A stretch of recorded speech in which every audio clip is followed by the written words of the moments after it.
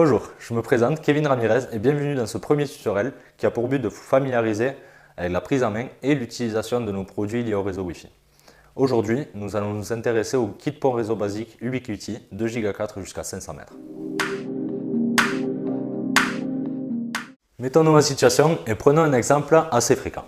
Vous avez une maison principale avec votre accès Internet, puis une dépendance, imaginons à 100 mètres, sur laquelle vous souhaitez exploiter votre réseau Wi-Fi. C'est possible. Pour cela, il faudra passer par un kit pont réseau. De cette manière, on réalisera une liaison sans fil entre le bâtiment, maison principale, puis la dépendance. Il s'agit d'un lien radio assimilable à un câble réseau. Notez que la version standard de ce kit ne redistribue pas de base en Wi-Fi au niveau de la dépendance.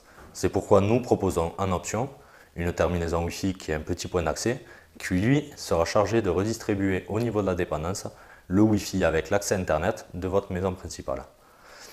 Une autre chose, si vous avez un arbre qui se retrouve en plein milieu de votre liaison, il peut altérer le fonctionnement de cette liaison, voire la rendre inexistante. Que ce soit arbre, bâtiment, quel que soit l'objet qui fasse écran à la liaison, cela altérera automatiquement votre qualité de signal.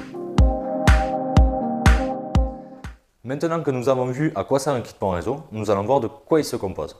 Donc dans la version standard du kit pont réseau, vous avez deux antennes extérieures, deux colliers de serrage, deux injecteurs PoE, deux cordons secteurs pour brancher les injecteurs PoE à la prise murale, deux cordons réseau de longueur choisie en fonction de l'endroit où sera placée l'antenne, plus deux petits câbles réseau qui vous permettront de relier la seconde partie Ethernet de l'injecteur PoE. Dans cette version-là du kit, il n'y a pas de redistribution Wi-Fi au niveau de la dépendance, c'est pourquoi nous proposons en option une terminaison Wi-Fi.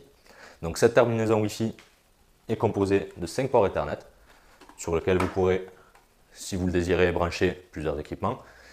Et ce point d'accès redistribue bien évidemment en Wi-Fi au niveau de la dépendance votre signal Internet. Une seconde option, le switch 5 ports. Donc pas de rediffusion Wi-Fi dans cette version-là, mais la possibilité de brancher plusieurs équipements, au nombre de 4 maximum. Une dernière chose, nous recommandons les parafoudres dans le sens où la foudre annule la garantie des équipements. Donc ces parafoudres-là, qui sont fournis avec deux câbles réseau, pour vous permettre de les raccorder au niveau des injecteurs PoE vers les équipements non alimentés, ou terminaison Wi-Fi, ou switch 5 port, box et votre équipement. Après avoir vu ensemble de quoi était composé le kit, nous allons donc voir comment le brancher. Prenons en premier l'injecteur PoE. PoE qui veut dire Power over Ethernet en anglais, soit l'alimentation à travers le câble réseau en même temps que les données. Vous remarquerez qu'au niveau du PoE, il y a une sortie PoE et une LAN. Le LAN sera la partie non alimentée, le PoE partie alimentée. Ensuite, prenons l'antenne. Nous allons utiliser le point d'accès pour la maison principale. Vous remarquerez qu'il y a un petit bouton sur lequel une simple pression permet de sortir le capot. Et vous remarquerez aussi qu'il y a un RJ45 comme connecteur qui permet de connecter un câble réseau. Donc maintenant, pour le branchement, vous prenez votre injecteur, vous raccordez le cordon secteur. Vous prenez votre antenne, votre câble de longueur choisie. Petite information supplémentaire, notez qu'il est noir et traité anti-UV pour une utilisation extérieure. Vous branchez ce point d'accès sur la prise de réseau et ensuite sur la base PoE de l'injecteur.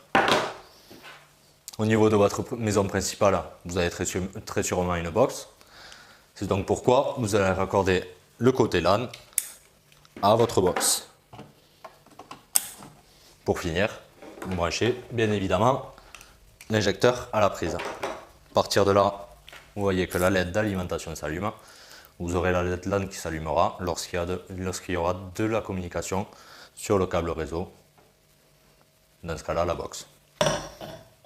Afin de l'installer à l'extérieur, vous remettez le capuchon et vous aurez quelque chose d'étanche.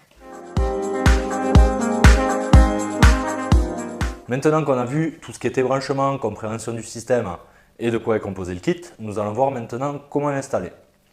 Prenons donc la résidence principale. Vous avez votre box, tous les branchements sont faits, il ne manque plus qu'à installer l'antenne.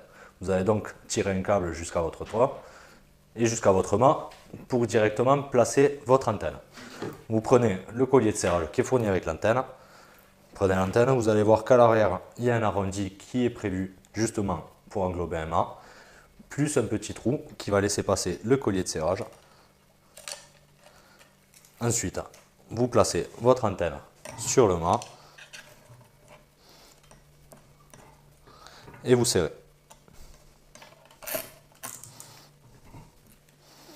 Maintenant, vous faites la même chose côté dépendance. Le collier de serrage, l'antenne sur le toit. Et c'est parti. On vient serrer.